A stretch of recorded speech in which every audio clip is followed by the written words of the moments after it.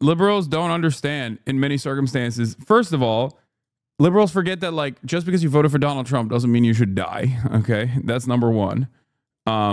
Number two, a lot of these places, especially in the deep South, these deep red states, for example, still have a bunch of Democrats that vote anyway. Democrats that vote for the Democratic Party.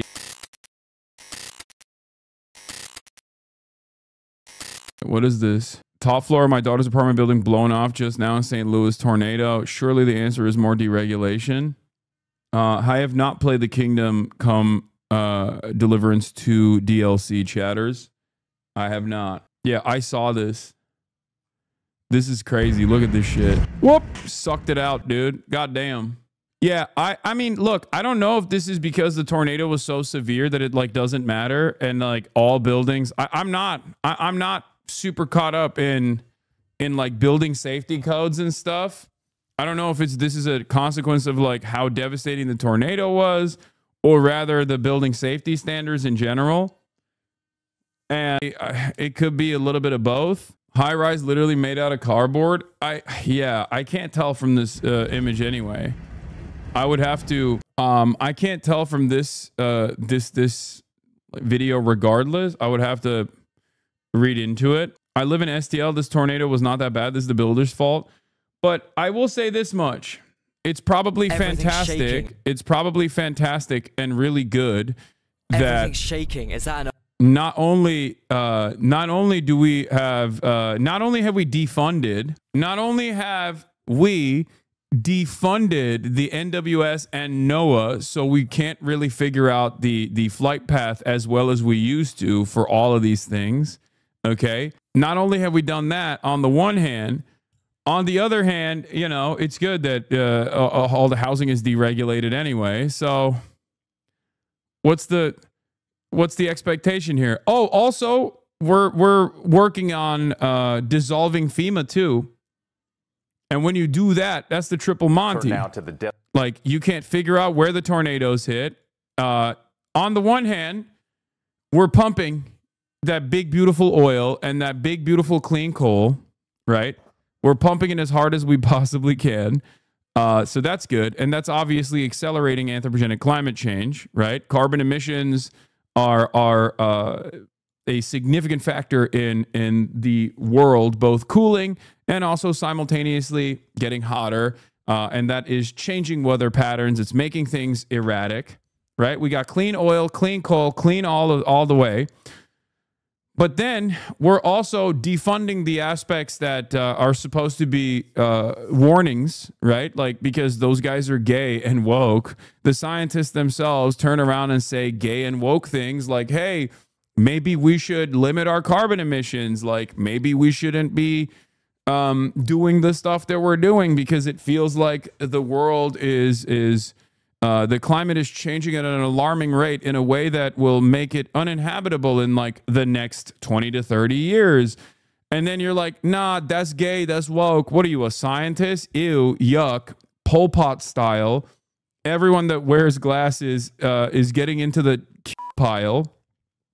So we kick those guys out. We defund those programs. So like, if you don't know a tornado is supposed to hit, then it's like, it might as well be as though the tornado never hit at all, right? And then on top of that, once the tornado does hit and people did not get the prior, they did not know what to do in advance, then what's supposed to happen is FEMA's supposed to come in, right? Emergency management and disaster response from the federal government. But we defunded that too. So that's also woke and gay. So that's gone too. It's great. Based and red pilled, no more gay shit, you know? If you die in a tornado, maybe you deserved it. That kind of thing is what's going on with the current government and the way that the government operates. Fantastic. Yeah, this Ryan's video on this. The next 4 days are going to be very, very rough. The severe weather outbreak is just beginning, says Ryan Hall. It's Saturday, May 17th, 2025, and we've got a ton of weather to talk about today, man. We've got an outbreak sequence on the way. There's going to be multiple days of more severe weather, and I just wanted to make this video to keep you updated on what's going on, because I don't think we're going to have a lot of time to make videos over the next few days, because we're just going to be live all the time, and I know a lot of y'all really depend on these short form videos to kind of get all the information in one area through this. He's a little bit of a clickbaiter. Hey, Ryan Hall is a Twitter moot, and also is on the right side automatically because he partially as a consequence of his job as like the weather guy online, and also because he has a fucking brain, he automatically is on the side of, hey, let's not underfund the NWS, the National Weather Service, nor NOAA. Kind of seems like a bad idea. So that's all it takes for me. Okay, maybe I'm crazy, but for me, all it takes for me is to hear someone say the words, let's not defund these federal programs, you know?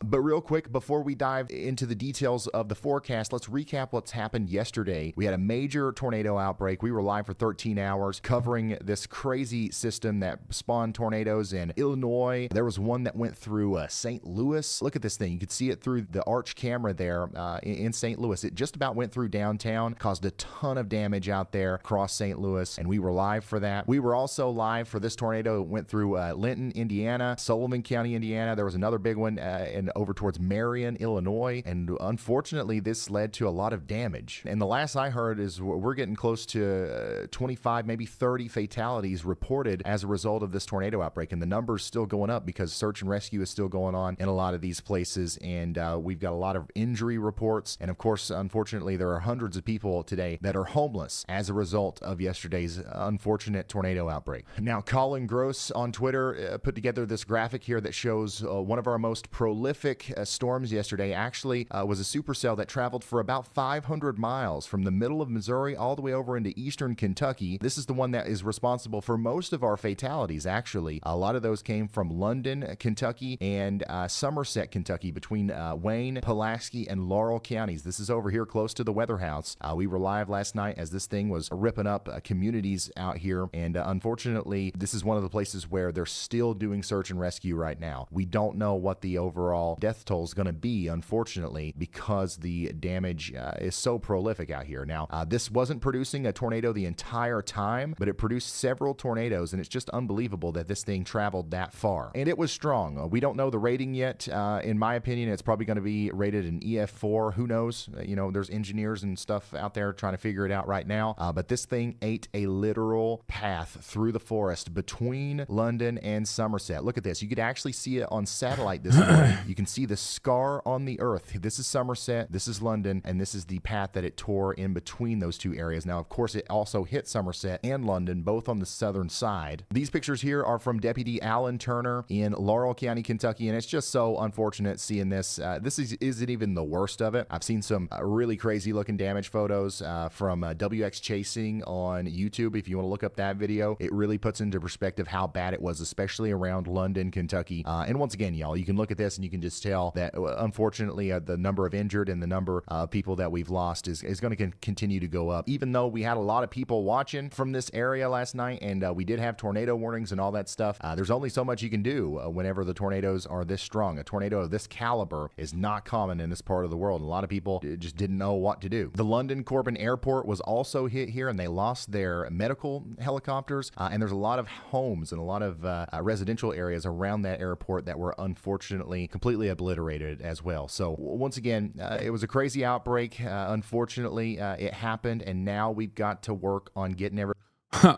Watch Hasan to not get nervous about the weather. Hasan watches weather stream. I mean, a little bit.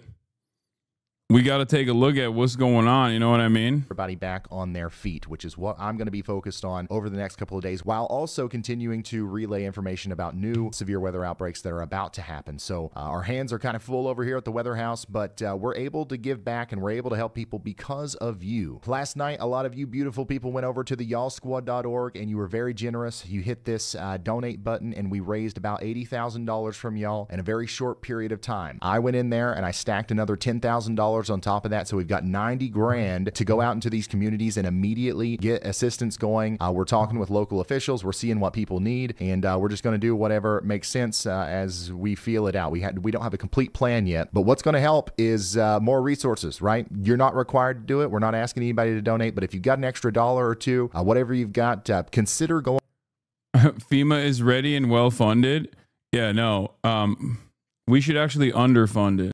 We should actually take away more of the funds from FEMA because FEMA is gay and woke. Obviously, this is Anyway, look, let's do some of the aftermath impact here. Here it is. Outbreak in our nation's heartland, scenes of destruction across multiple states, the death toll climbing as many of the hardest hit areas could face another round of dangerous weather. ABC's Alex Stone is in London, Kentucky with more. Alex, good morning. Wait, good morning to you. There is just so much devastation here. It is like this, mile after mile, neighborhoods cleaning up, and the number killed continues to rise. This morning, what is this? I don't know who's saying, yeah, they deserved it, but that's something that I rail against quite frequently. Like, nobody fucking deserves to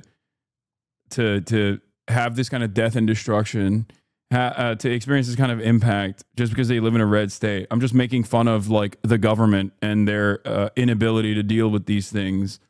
Obviously, it's always my efforts are always to reprioritize and reshift people's focus to who's actually responsible for the limited recovery that these people are going to experience. Communities left reeling after deadly tornadoes and storms ripped through the Midwest, claiming at least 27 lives. In Kentucky, neighborhoods in ruin. I mean, people did that after California wildfires too. Like, I know. There's a lot of leopards eating faces shit going on social media right now. It's incredibly depressing because St. Louis is one of the bluest metros in the country. Not that it matters. Yeah, it's also one of the poorest places too. Like, liberals just fucking forget. Liberals don't understand in many circumstances. First of all, liberals forget that like just because you voted for Donald Trump doesn't mean you should die. Okay, that's number one. Number two. A lot of these places, especially in the deep south, these deep red states, for example, still have a bunch of Democrats that vote anyway, Democrats that vote for the Democratic Party anyway. And not only that, but the other part of this is that that people don't realize is that, like, where do you think all the black people live, dude? Like, that's crazy. Liberals try to be woke. But then like don't realize that half the time when they're shitting on the South, they're shitting on some of the poorest areas of the South where black people have historically lived. Okay? That's it. Not that even matters, obviously. I'm saying that like it doesn't matter if someone is like black or white or voted for a Republican. I don't think anybody should have to suffer like this, you know? Rows of houses gone, roofs ripped off homes, cars shattered. Search and rescue teams combing through the wreckage, hoping to find survivors. Across the state, 18 people now confirmed dead. We're going to need a lot of help. We're going to need a lot of funding.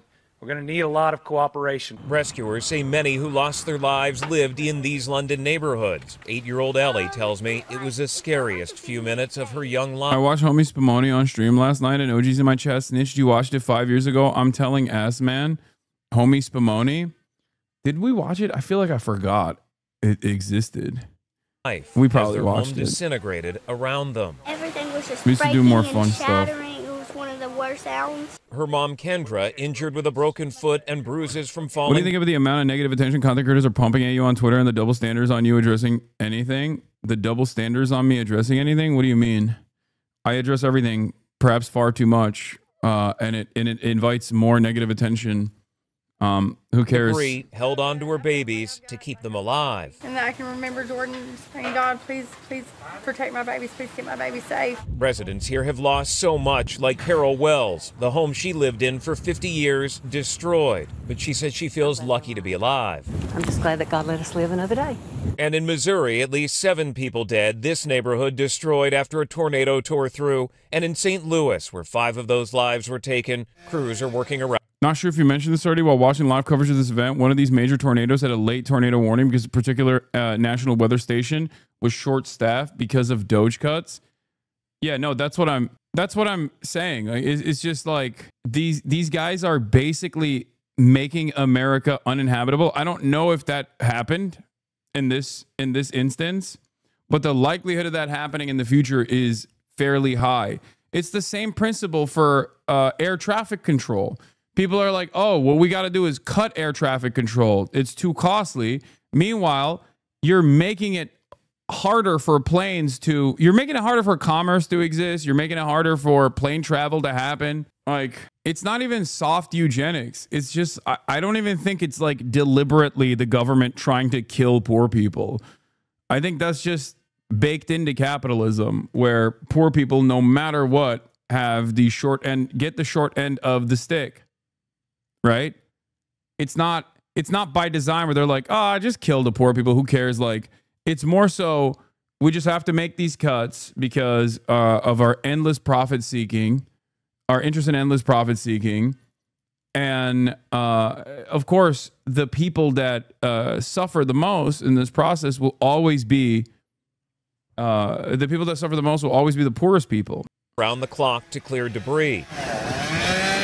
This massive tree uprooted from the ground. This man running for cover after it fell over his pool deck, narrowly missing him. Over in Illinois, the devastation sprawling there too. Residents beginning the painstaking process of picking up the pieces. And incredibly, guys, this home right here came from across the street. It landed where it is now. The family's possessions all over, refrigerators, countertops, toys.